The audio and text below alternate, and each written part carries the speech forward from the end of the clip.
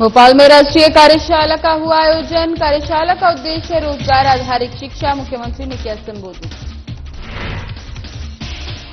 बदनावर में विधायक भंवर सिंह शेखावत ने की पत्रकार वार्ता। प्रदेश सरकार की कार्यप्रणाली पर उठाए सवाल। टाइगर स्टार इंडिया कंपनी के केयर टेकरों की वेतन भुगतान में देरी। बरेली में कर्मचारियों ने कलेक्टर को सौंपा ज्ञापन। श्रावण मास में ओंकारेश्वर में श्रद्धालुओं की उमड़ी भीड़। प्रशासन की व्यवस्थाएं हुई तेज।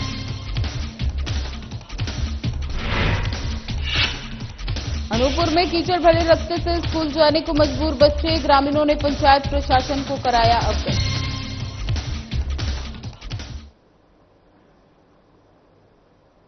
नमस्कार, मैं ज्योति निषाद। चलिए बढ़ते हैं खबरों की ओर। भोपाल में विकसित मध्य प्रदेश के अंतर्गत एक राष्ट्रीय कार्यशाला का आयोजन किया जा रहा है, जिसका उद्देश्य रोजगार आधारित शिक्षा पर है। इस कार्यशाला में मुख्यमंत्री डॉक्टर मोहन यादव ने बताया कि विकसित भारत की दिशा में सबसे बड़ा कदम है युवाओं को रोजगार से जुड़ी शिक्षा देना। सीएम ने बताया कि हर विकास में कौशल विकास की संभावनाएं खोजी जाएंगी। साथ ही शिक्षा मंत्री भी इस कार्यशाला में शामिल हुए। उन्होंने बताया कि इस कार्यशाला का मुख्य उद्देश्य स्कूल और कॉलेज स्तर पर ऐसे पाठ्यक्रम तैयार करना जिसके जरिए पढ़ाई के साथ साथ युवाओं को हुनर भी सिखाने का मौका मिल सके। सरकार द्वारा शुरू की गई ये पहल न केवल शिक्षा बल्कि हमारे युवाओं को भविष्य के लिए तैयार करने में भी मददगार होंगी।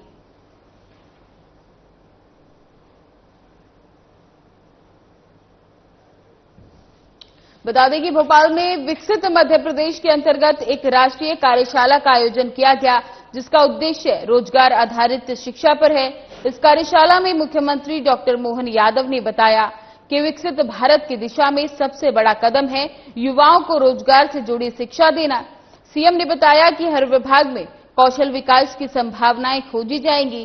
साथ ही शिक्षा मंत्री भी इस कार्यशाला में शामिल हुए और उन्होंने बताया कि इस कार्यशाला का मुख्य उद्देश्य स्कूल और कॉलेज स्तर पर ऐसे पाठ्यक्रम तैयार करना है जिसके जरिए पढ़ाई के साथ साथ युवाओं को हुनर भी सीखने का मौका मिल सके।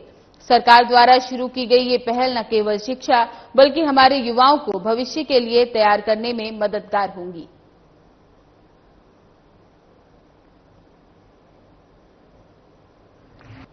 कोर्स के बारे में दिन भर अलग अलग प्रकार के विद्वानों को लाकर के अलग अलग संस्थानों के साथ प्राइवेट और निजी सभी सरकारी सभी विश्वविद्यालय के कुलगुरु सब मिलकर के इस पर चर्चा भी करेंगे। मध्य प्रदेश वो राज्य जिसने सबसे पहले शिक्षा नीति 2020 को लागू करने की दिशा में ठोस कदम बढ़ाया था और कई प्रकार के संकायों को बाकी विश्वविद्यालय में भी खोल करके सरकारी स्तर पर देश में नंबर 1 का हमारा राज्य है जो उच्च शिक्षा के माध्यम से विद्यार्थियों को वो सारे कोर्स उपलब्ध करा रहा है जिसमें रोजगार परक कई सारे अवसर होते हैं।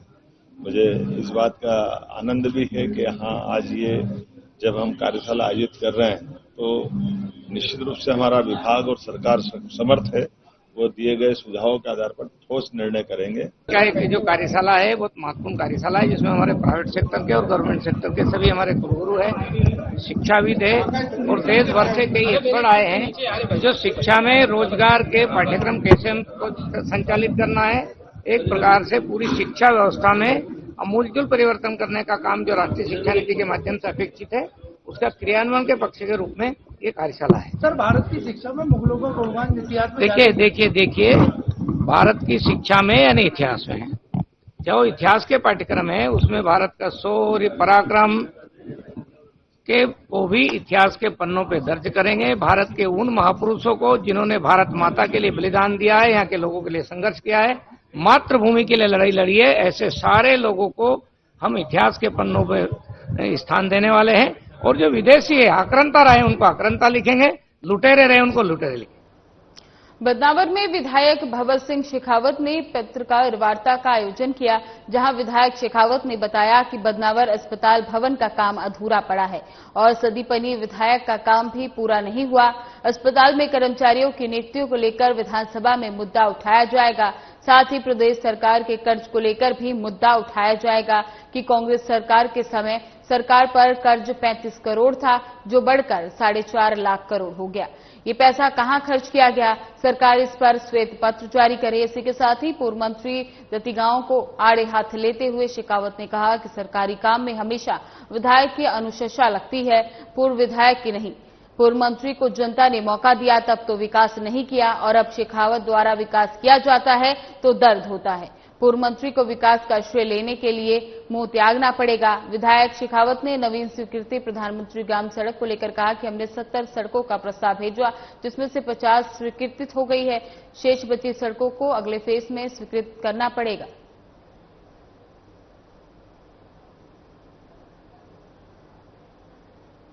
कि हमने विधायक बनने के बाद जो जो प्रयास किए जनता के लिए, आज हमने जनता के सामने रखने की कोशिश की है।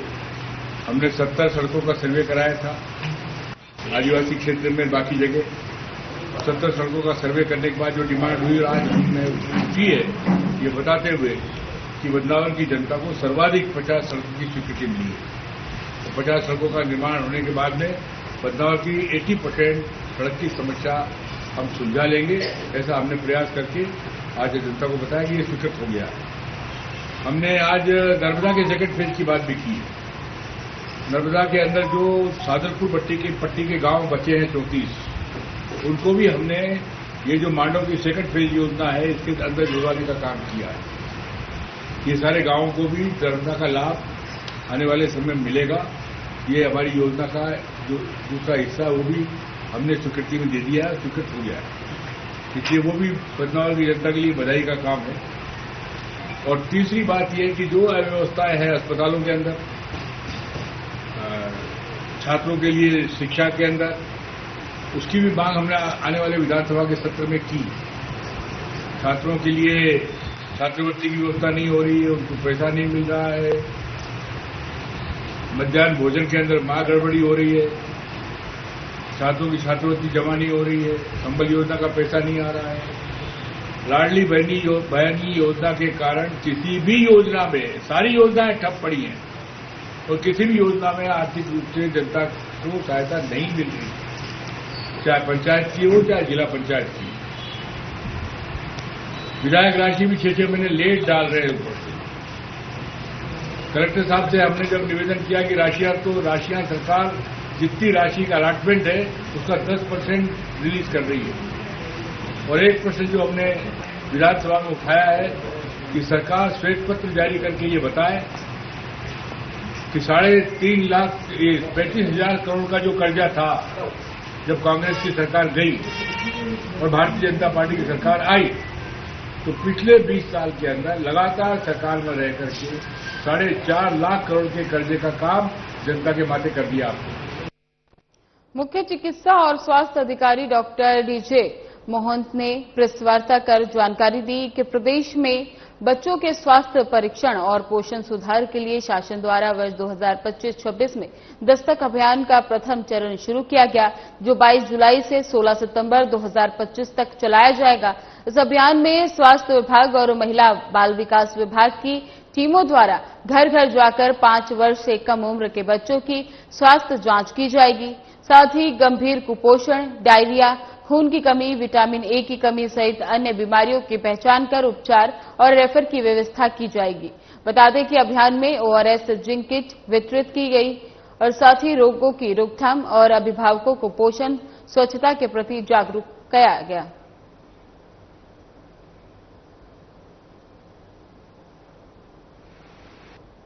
दस्तक अभियान के तहत ये हमारी मध्य प्रदेश शासन की बहुत अच्छा एक प्रोग्राम हुए और इसमें 22 जुलाई से लेके 16 सितंबर तक ये प्रोग्राम चलेगी। इसके तहत हमारे दस्तक मतलब घर घर जाके हम 0 से 5 साल के समस्त बच्चों की स्वास्थ्य परीक्षण करेंगे और उसमें जो हमारा मेन टारगेट रहेगा एनीमिया, कुपोषण, डायरिया, कोई जन्मजात विकृति, इस तरह से हम उस बच्चों की चिन्हित करेंगे और बीमारी के हिसाब से उनकी सही इलाज कराएंगे। और इसके लिए हम समस्त जन नागरिकों को यही अनुरोध करते हैं कि अपनी अपनी घर के पास जो हमारा BSNT आंगनबाड़ी है वहाँ पे भी मंगलवार को और शुक्रवार को बच्चों को लेके आए और उनकी संपूर्ण टीकाकरण भी करवाए। दस्तक अभियान को लेकर के प्रचार प्रसार दस्तक अभियान के तहत हमारा IC ब्यूरो है, IC के ब्यूरो के द्वारा उसमें सारे आपके TV के माध्यम से, आपकी पेपर के, उसके बाद घर घर भी हम लोग हमारे आशा ANM जो जा रहे हैं वो लोग भी घर घर जाके सारे माँ लोगों को बोल रहे हैं कि ये दस्तक अभियान शुरू हुई है, आप अपने बच्चों को जांच करवाइए। खंडवा के गुड़ी रेंज अतिक्रमणकारियों से मुक्त कराई गई जंगल की जमीन अब फिर से हरी भरी हो गई है। बता दें कि करीब 2130 हेक्टेयर जमीन पर फिर से जंगल खड़ा हो रहा है। बता दें कि अतिक्रमणकारियों ने जो जंगल को बर्बाद कर जमीन पर अतिक्रमण किया था, उस जमीन को अतिक्रमण से मुक्त कराकर कैचिंग पद्धति से गड्ढे कर उसे फिर से हरियाली में तब्दील करने की वन विभाग की मुहिम जारी है। वहीं अतिक्रमणकारियों द्वारा फिर से यहां अतिक्रमण न करें, इसके लिए वन विभाग ड्रोन कैमरे और वॉच टावर से जंगलों की निगरानी रखेगा। DFO राकेश कुमार डोमर ने बताया कि जंगल फिर से पनप रहा है, फिर से हरी भरी पत्तियां आ रही हैं। अब ड्रोन कैमरे और वॉच टावर की मदद से अतिक्रमण करने वाले लोगों पर नजर रखी जा रही है। वन विभाग की टीम के अलावा सुरक्षा बल के जवान भी तैनात किए जाएंगे। हमारी पूरी कोशिश है कि जंगल को बचाया जाए और उसे फिर से हरा भरा कर जंगल बनाया जा सके। खंडवा डिवीजन में गुड़ी रेंज और सरमेश्वर रेंज में अतिक्रमण था पहले, और उसी पर हमने पिछले 1-1.5 साल से अतिक्रमण बेदखली की कार्रवाई हम कर रहे हैं। और वहां पर कार्रवाई के दौरान ही हमने जो भी मशीनरीज थी उससे हमने बड़े कंट्रोल ट्रेंच खुदवाए थे। उसी में हमने अलग अलग जो मिश्रित प्रजातियां उनके सीड्स डाले हैं, और साथ में वहां पर मौजूद जो रूट स्टॉक्स जिसको हम कहते हैं, जितने भी पेड़ पहले खड़े थे जिनकी कटाई हो चुकी है, उनके जो रूट स्टॉक्स है उससे भी कॉपीस आ रहा है। तो वो पूरा जंगल अब जो नेचुरल फॉरेस्ट है उसमें तब्दील हो रहा है, और जल्दी हम उम्मीद करेंगे कि एक जो इसका नेचुरल फॉर्म है उसमें वो फिर से स्थापित हो सके। पिछले कुछ वर्षों से वहां पर ये अतिक्रमण का प्रयास करते रहे हैं, और इसलिए एक चैलेंज था हमारे लिए कि उनको पूरी तरह से वहां से बेदखल करना। तो वो पथराव की स्थिति निर्मित होना एक स्वाभाविक उनका रिएक्शन है। तो वो सब चीजें होती है, लेकिन हम समय रहते हम विधिवत हम कार्रवाई करते हैं। और अभी वर्तमान में पूरा जो क्षेत्र हमने बेदखल करवाया वो पूरी तरह से सुरक्षित है, और वहां पर जंगल स्थापित हो रहा है। खंडवा में श्रावण मास में ओंकारेश्वर में श्रद्धालुओं की भीड़ उमड़ रही है, लेकिन नगर पार्षद की व्यवस्थाएं दम तोड़ चुकी हैं। मंदिर परिसर में घाटों पर गंदगी, जूते चप्पल स्टैंड पर अव्यवस्था और चप्पल चोरी की शिकायतें आम हो गई हैं। सूत्रों के मुताबिक CMO का ज्यादातर समय नमस्ते नमस्ते में बीतता है और व्यवस्थाओं से उनका कोई लेना देना नहीं है। वहीं स्थानीय व्यापारी और संघर्ष समिति ने प्रशासन को ज्ञापन देकर कार्रवाई की मांग की।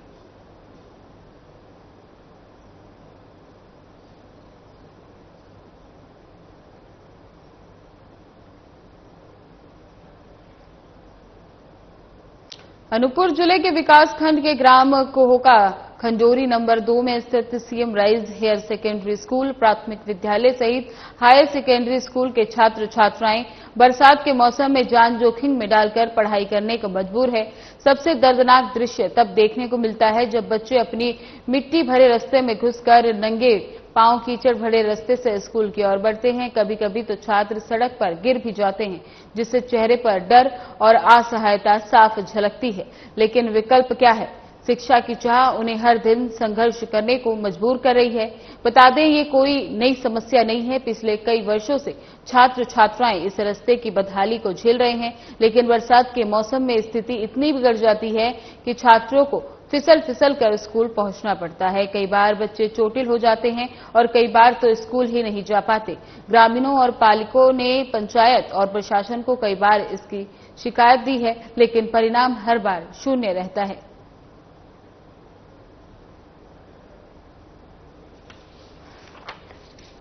बता दें कि अनूपपुर जिले के विकासखंड के ग्राम कहोका खंडोरी नंबर 2 में स्थित CM rise higher secondary school प्राथमिक विद्यालय सहित हायर सेकेंडरी स्कूल के छात्र छात्राएं बरसात के मौसम में जान जोखिम में डालकर पढ़ाई करने को मजबूर हैं। सबसे दर्दनाक दृश्य तो तब देखने को मिलता है जब बच्चे अपने मिट्टी भरे रास्तों में घुसकर नंगे पांव कीचड़ भरे रास्तों से स्कूल की ओर बढ़ते हैं। कभी कभी तो छात्र सड़क पर गिर भी जाते हैं, जिससे चेहरे पर डर और असहायता साफ झलकती है। लेकिन विकल्प क्या है? शिक्षा की चाह उन्हें हर दिन संघर्ष करने को मजबूर कर रही है। बता दें कि ये कोई नई समस्या नहीं है। पिछले कई वर्षों से छात्र छात्राएं इस रास्ते की बदहाली को झेल रहे हैं, लेकिन बरसात के मौसम में स्थिति इतनी बिगड़ जाती है कि छात्रों को फिसल फिसल कर स्कूल पहुंचना पड़ता है। कई बार बच्चे चोटिल हो जाते हैं और कई बार तो स्कूल ही नहीं जा पाते। ग्रामीणों और पालकों ने पंचायत और प्रशासन को कई बार इसको लेकर अवगत कराया, लेकिन परिणाम हर बार शून्य रहा। को कूका से आने जाने में बहुत दिक्कत जाता है और बारिश के मौसम में तो और सबसे ज्यादा कीचड़ और बहुत लोग गिर भी जाते हैं। इसी वजह से तबीयत भी खराब हो सकता है और हमको आने जाने में दिक्कत पड़ता है। इसी वजह से हम लोग स्कूल नहीं आ पाते कभी कभी। यहाँ का रोड बहुत ही ज्यादा खराब है, आने जाने में बहुत दिक्कत जाती है और यहाँ कई लोग फिसल के गिर भी जाते हैं। सरकार से यही निवेदन है कि जल्द से जल्द रोड बनाया जाए।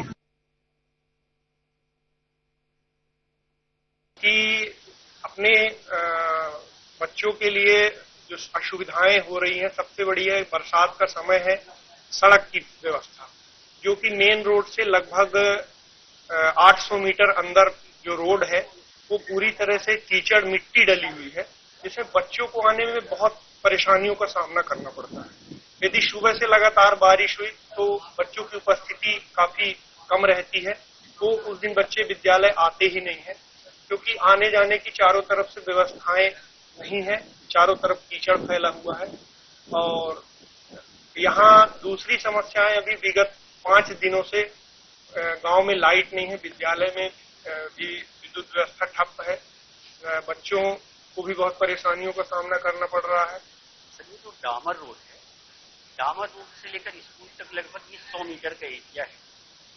उसमें पूरा कच्चा रास्ता है, तो बरसात में काफी समस्या होती है। इस संबंध में हमने सरपंच महोदय और सेक्रेटरी महोदय से बात की, तो उन्होंने मिट्टी डलवा दी।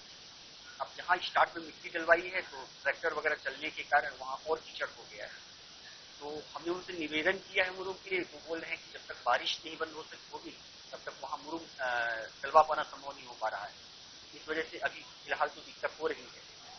और हमने अपने स्तर में थोड़ा सा गिट्टी डालने के लिए यहाँ बात की है, एक पतला रास्ता कम बन जाए तो वहाँ कीचड़ से बच्चे ना आए। तो अब देखते हैं क्या करते हैं। फिलहाल तो हम बात करके कोशिश कर रहे हैं कि स्थानीय स्तर पर यह कार्य हो जाए। नगर में राष्ट्रीय हिंदू सेना द्वारा आयोजित व्यसन मुक्त श्रावण मास अभियान और शिवलिंग निर्माण महोत्सव के तृतीय दिवस पर सैकड़ों बच्चों ने भाग लिया। बुधवार को मानस सत्संग भवन में विभिन्न स्कूलों के छात्रों ने श्रद्धा के साथ शिवलिंग का निर्माण किया। इस अवसर पर मध्य प्रदेश पुलिस के द्वारा नशे से दूरी है जरूरी अभियान के तहत एसडीओपी कुंवर सिंह मुकाती और टीआई कपिल गुप्ता ने नशे के दुष्प्रभावों से जागरूक करते हुए शपथ दिलाई।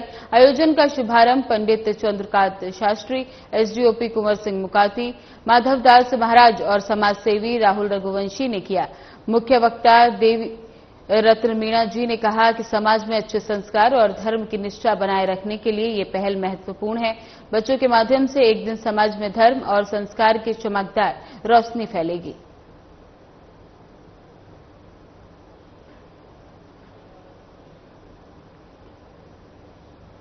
Tiger 4 India private limited company में कार्यरत जिले की कई एसबीआई शाखाओं के एटीएम के केयरटेकर और वर्करों ने जिला कलेक्टर को वेतन न मिलने की समस्या को लेकर ज्ञापन सौंपा। ज्ञापन में कहा गया कि इन कर्मचारियों का वेतन हर महीने 30 तारीख तक भुगतान होना चाहिए, लेकिन कंपनी द्वारा 20 से 25 दिन की देरी हो जाती है। इसके अलावा एरियर, बोनस, मेडिकल छुट्टियां और कार्य दिवस के हिसाब से वेतन की कमी है। इंदौर हाईकोर्ट के आदेश के बावजूद इन कर्मचारियों को एरियर का भुगतान नहीं मिल रहा। कर्मचारियों ने सीएम हेल्पलाइन पर भी अपनी शिकायत दर्ज कराई, लेकिन कंपनी और अधिकारियों ने दबाव डालकर शिकायत बंद करने की कोशिश की और नौकरी से निकलवाने की धमकी दी। कर्मचारियों ने कलेक्टर से निवेदन किया कि उनकी समस्याओं का समाधान किया जाए ताकि वे त्योहार के समय अपने परिवार का भरण पोषण सुचारू रूप से कर सकें।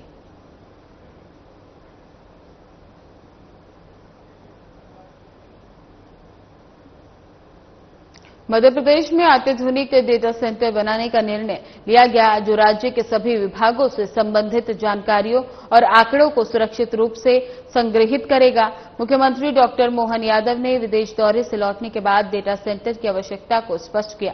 नगरीय प्रशासन मंत्री कैलाश विजयवर्गीय ने बताया कि मध्य प्रदेश का डेटा सेंटर विश्वसनीय और देश का सर्वश्रेष्ठ होगा। कैबिनेट बैठक में उज्जैन और ग्वालियर मेले में ऑटोमोबाइल सेक्टर के पंजीयन टैक्स में छूट को अनुमोदित किया गया। इसके साथ ही वन्यजीव और टाइगर के संरक्षण को बढ़ावा दिया गया। बता दें कि पर्यटन को आकर्षण बनाने पर भी चर्चा की गई।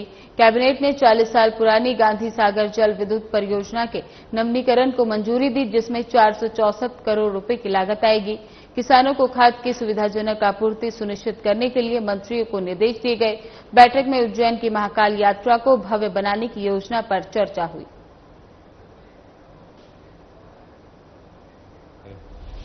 द्वादश ज्योतिर्लिंग में से एक प्रमुख ज्योतिर्लिंग महाकाल है हमारा, और धार्मिक पर्यटन की दृष्टि से एकदम भगवान महाकाल की आकर्षण सारे देश में बड़ा है। और आपने देखा होगा लगभग 20 गुना भक्तों की संख्या भी बड़ी है। कल हम लोग माननीय मुख्यमंत्री जी के साथ महाकाल की सवारी और जिस प्रकार की भीड़ थी, तो मैं तो लगभग 40 सालों से ज्यादा हूं, तो अद्भुत भीड़ थी। मतलब अब प्रशासन के लिए भी चुनौती हो गया वो कि इतनी भीड़ को कंट्रोल करके बाबा को सीधे निकाल कर ले जाना।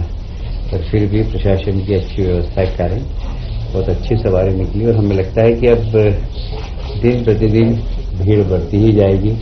कल जिसकी सवारी के अंदर जो थीम थी वह थी लोक नृत्य, लोक संगीत और सारे प्रदेशों के संस्कृति वहां दिखाने की कोशिश की थी हमने, विशेषकर ट्राइबल। तो गुजरात के ट्राइबल नृत्यकार आए थे, मध्य प्रदेश के भी थे, और बहुत ही मतलब अनुपम दृश्य था। और जो आनंद है महाकाल की यात्रा का, वो जो मन को आह्लादित करता है, वो इसके शब्दों में व्याख्या नहीं की जा सकती। और इसलिए ये जो हमारा प्रदेश का एक बहुत बड़ा उत्सव, मुझे लगता है कि आने वाले समय में ये रथ यात्रा जैसे एक निकलती है और तिरुपति भगवान की यात्रा निकलती है, ऐसे हमारे यहाँ भी महाकाल की सवारी की प्रतिष्ठा ऐसी ही होने वाली, जिस प्रकार जनसंख्या बढ़ रही है। स्मार्ट मीटर को लेकर ऊर्जा मंत्री पादुम सिंह ने निर्देश दिया है। उन्होंने बताया कि ऊर्जा मंत्री मीटरों को सही बताया। साथ ही उन्होंने कहा कि स्मार्ट मीटर से बिलिंग की कोई समस्या नहीं होगी। उन्होंने ये भी कहा कि जनता के हित में स्मार्ट मीटर लगाया गया है। दोनों मीटर लगाकर उसकी रिपोर्ट देखें, दोनों मीटर से सेम रीडिंग आएगी।